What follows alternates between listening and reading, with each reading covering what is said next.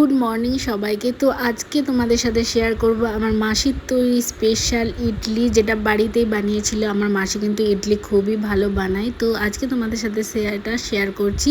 তো আজকের ব্রেকফাস্টে ছিল আমাদের ইডলি আর গরম গরম ঘুগনি। তো প্রথমে দেখে নাও কীভাবে বানাচ্ছে। তো বিউলির ডাল আর চালটাকে কিন্তু আগের দিনে দুপুরে ভিজিয়ে নিতে হবে। ভিজিয়ে নেওয়ার পর কিন্তু সন্ধ্যাবেলা এটাকে বেটে রেখে দিতে হবে। এরপর ইডলি মেকারটাতে দেখো ভালোভাবে কিন্তু তেল মাখিয়ে নেওয়া হচ্ছে। ইডলিগুলো এবার দেওয়া হবে, কারণ ইডলি বানানোর আগে কিন্তু তেলটা কিন্তু এখানে দিতেই হবে। এরপর দেখো যে ব্যাটারটা রেডি করেছিল চাল আর বিউলির ডালের, ওতে পরিমাণ মতো লবণ দিয়ে কিন্তু এটাকে হাতের সাহায্যে বলো চামচের সাহায্যে কিন্তু এটাকে ফেটিয়ে নিতে হবে। তো দেখো মাসি এখানে কিন্তু যথারীতি হাতের সাহায্যে প্রথমে করছিল, তারপরে বলল যে চামচের সাহায্যে হলে বেশি ভালো হয়। তো দেখো মাসি কিন্তু ব্যাটারটা রেডি করে নিচ্ছে। আর কিন্তু ব্যাটারটা আমি করানোর দেখালাম না, কারণ চাল আর ডালটাকে অল্প জল দিয়ে গ্রাইন্ড করলেই কিন্তু এটা গ্রাইন্ডারে এরকম ব্যাটার মিহি তৈরি হয়ে যাবে। তো দেখো ব্যাটারটা কিন্তু ভালোভাবে এখানে ফেটিয়ে নিতে হবে।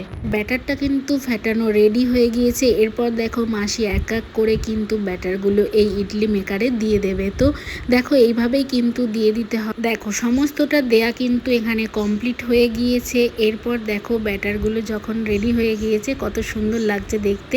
তো এরপর দেখো 15 থেকে 20 মিনিট গ্যাসের ওভেনেই কিন্তু দিয়ে দিলেই আমাদের ইডলি রেডি হয়ে যাবে। দেখো 15 মিনিট পর এই অবস্থা। তো দেখো কতটা সুন্দর হয়েছে ইডলিটা, পুরো দোকানের থেকেও ভালো হয়েছিল।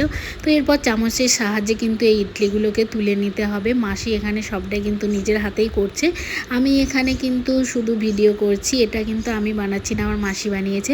তো দেখো কতটা সফট হয়েছে, তো অসাধারণ হয়েছিল খেতে। আর গরম গরম ঘুগনির সাথে তো জাস্ট জমে গিয়েছিল। আজকের ভিডিও তোমাদের কেমন লাগলো সেটা অবশ্যই জানাবে। আর যদিও ভালো লেগে থাকে অবশ্যই আমার চ্যানেলটাকে লাইক আর সাবস্ক্রাইব করে পাশে থাকবে। টাটা।